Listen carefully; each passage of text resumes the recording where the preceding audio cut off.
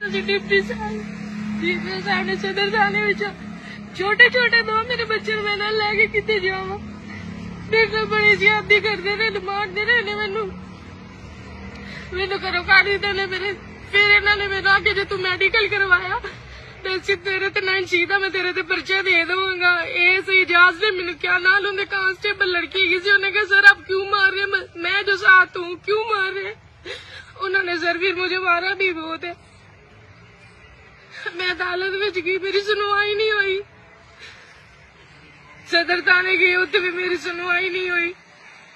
deputy साहब को गई उन्हें भी नहीं हुई डीपी साहब को भी गई उन्हें को भी नहीं हुई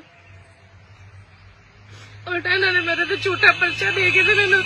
जेल में घाल दिता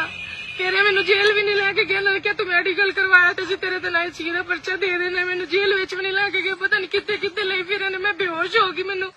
जेल वाले रिसीव नहीं सी करते फिर मैंने इन्होंने DHQ लैके आए मैनू उस दिन की CCTV होनी है जिस दिन जेल वाले कहते कि बीबी नाल ज्यादती की है इन्हें ते दबाव डाल के इन्हें को मेडिकल नहीं करवाया इन्होंने फिर मैनू फिर पता नहीं कितने कितने डेरे किसी ते लैके फिरदा रहा एजाज ASI एजाज नाल दो लड़के सी एक लेडी कांस्टेबल सी पहले ने मैनू मारिया तो लेडी कांस्टेबल नहीं सी बाद च लेडी कांस्टेबल आई है मैनू धमकियां अदालत विच मैनू धमकियां जज साहिबा दे कोल मैनू धमकियां लांदे ने मैं कली मजलूम औरत हैगी मेरा कोई सहारा नहीं मैं अपने बच्चों नू लेके बैठी हुई है छत थल्ले मैनू धमकियां लांदे ने घर नू रात विच टाइम घुस आंदे ने छत्तां तो टप के घुस आंदे ने डांगा सोटे लैके कोई पिस्टल लैके आ जांदे ने